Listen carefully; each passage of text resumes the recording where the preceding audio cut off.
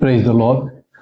இயேசு கானா ஊர்ல தம்முடைய முதல் அற்புதத்தை 30வது வயதுல அவர் செய்கிறார். இயேசுவையும் அவருடைய தாயையும் திருமண விழாவுக்கு அழைத்திருந்தாங்க.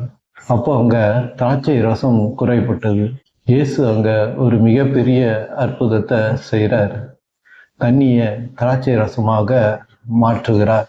திராட்சை ரசம் எதை குறிப்பிடுது அப்படின்னா, மகிழ்ச்சியை, கொண்டாட்டத்தை, ஆசீர்வாதத்தின் மிகுதியை குறிப்பிடுது.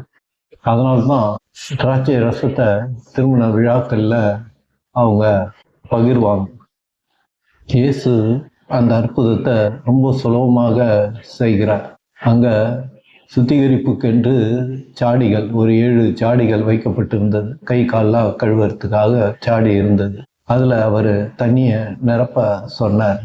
பிறகு அதை எடுத்து கொண்டு போய் பந்தி விசாரிக்கிறவர்கிட்ட போய் கொடுங்க, பரிமாறுகிறவர்கிட்ட கொடுங்க அப்படின்னு சொல்லுகிறார். இவர்களும் போய் கொடுக்கிறாங்க. அங்க அந்த தண்ணி திராட்சை ரசமாக மாறி இருந்தது. ஒன்றுமில்லாத மனுஷனுடைய ஒரு வாழ்க்கையில இயேசு வந்தார்னா அவனுடைய வாழ்க்கையை அவர் தலைகீழாக மாற்றி விடுவார். வெறும் தண்ணீரை அவர் திராட்சை ரசமாக மாற்றினார்.